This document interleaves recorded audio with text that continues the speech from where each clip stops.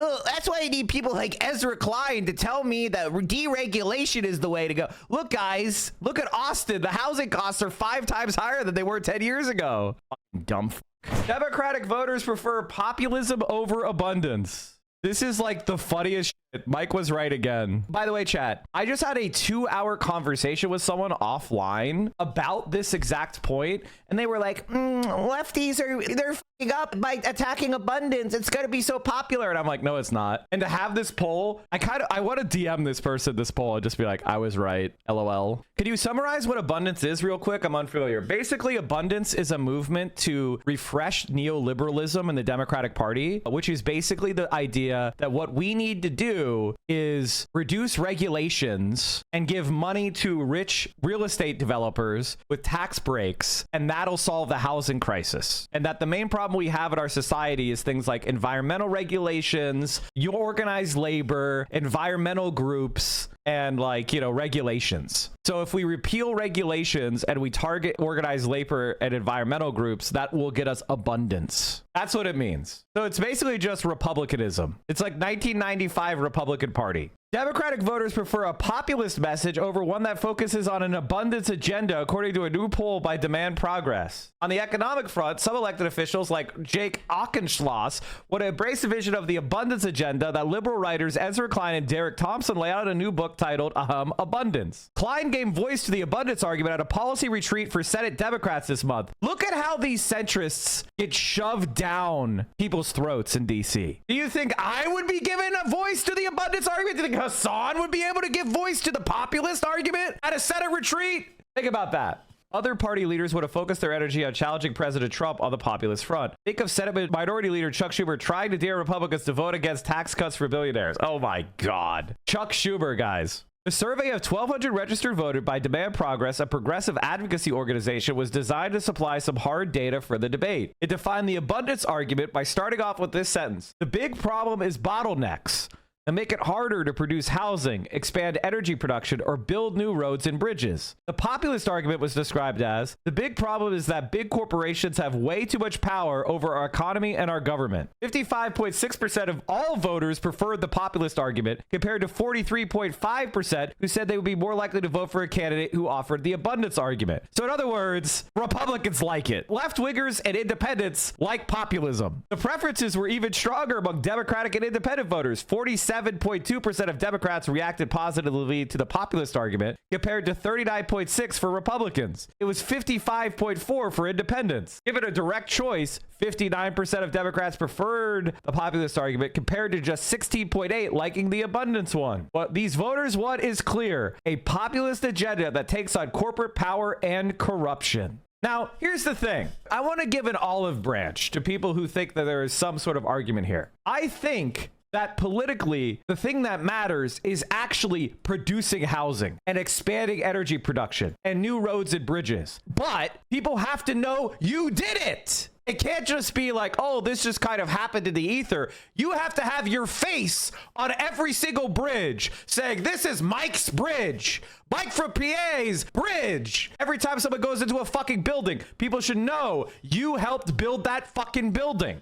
You have to claim credit for the shit that you do. Trump is very smart about this. Republicans are smart about this. They claim credit for shit they're against.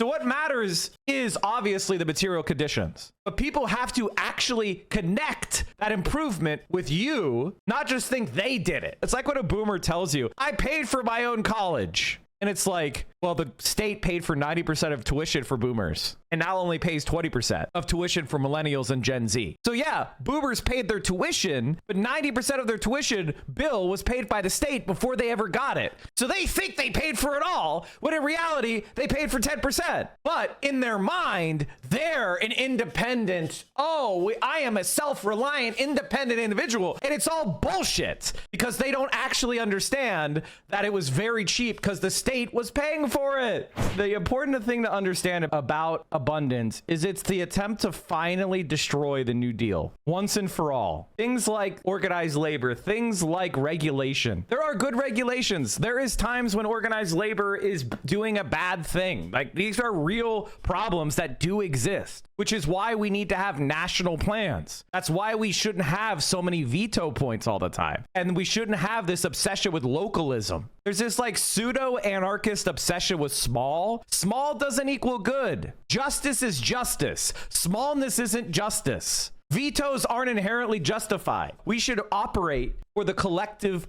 good. And sometimes that's going to involve inconveniencing individuals. And we have to be okay with that. As long as they're treated fairly, as long as they are compensated, as long as they are treated justly, and the minimum disruption is done, nonetheless, that still may require some people to be inconvenienced for the greater good. That's just reality. Like Sam Cedars, like, billionaires got in the way of building a tram between San Francisco and LA. It's like, I wish Ezra Klein would have asked him. And I know maybe maybe Sam would try to some bullshit. It's like, why? Why would, like, show me who is the billionaire who's like, oh, that tram, the BART or whatever is going to go between LA and San Francisco, I'm going to kill that project because it's going to benefit me. Who even benefits from that? Like, what billionaire is making money off of killing public transport? Who? And so Ezra Klein is like, okay, what if we looked at all these problems in society, but like, what if we actually looked at them and figured out, well, what was going on? So like, okay, so this is Destiny trying to be intelligent. This is the easiest question to answer.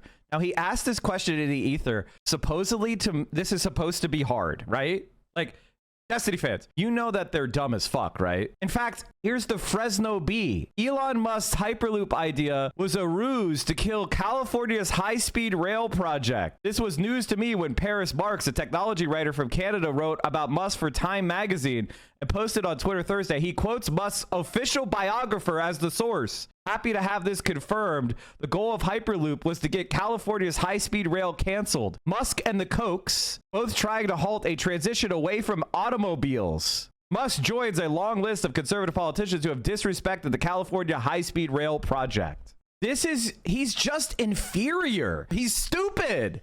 This is your debate, pervert? Like, goddamn, man. God damn it. He's so fucking stupid.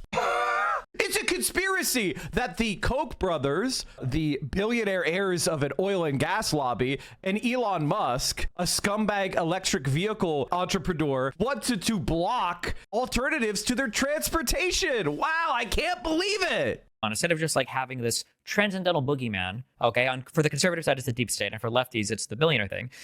And like, this is the nature and form of his argumentation, which is pattern recognition, but for dumb people. Like, I'm legitimately sorry, but he's inferior. And Destiny, you're inferior, which is why you'll never respond to this, because you're stupid. You're an inferior, stupid fuck, which is why you run away. You're dumb. And so what Ezra Klein is like, because now, unfortunately, he's not me. He ain't me. And Ezra Klein hasn't explored the depth of intellectual bankruptcy. Look how uninterested Dan is. What a worthless show of idiot fucks. That is the left. So Ezra Klein is like, well, if I ask them a few simple questions, surely they'll see how devoid of logic their positions are. So Ezra Klein is going to these shows, and for this conversation, it was through housing. So Ezra Klein's like, why can't we build housing? And Sam Cedars like, well, the reason why we can't get housing is because of moneyed interests. And so Ezra Klein rightfully points out, okay, well, isn't it interesting that in Florida and Texas, two states that we would consider to be quite Republican, they build more houses there than they do in California, a state that we would consider to be quite liberal.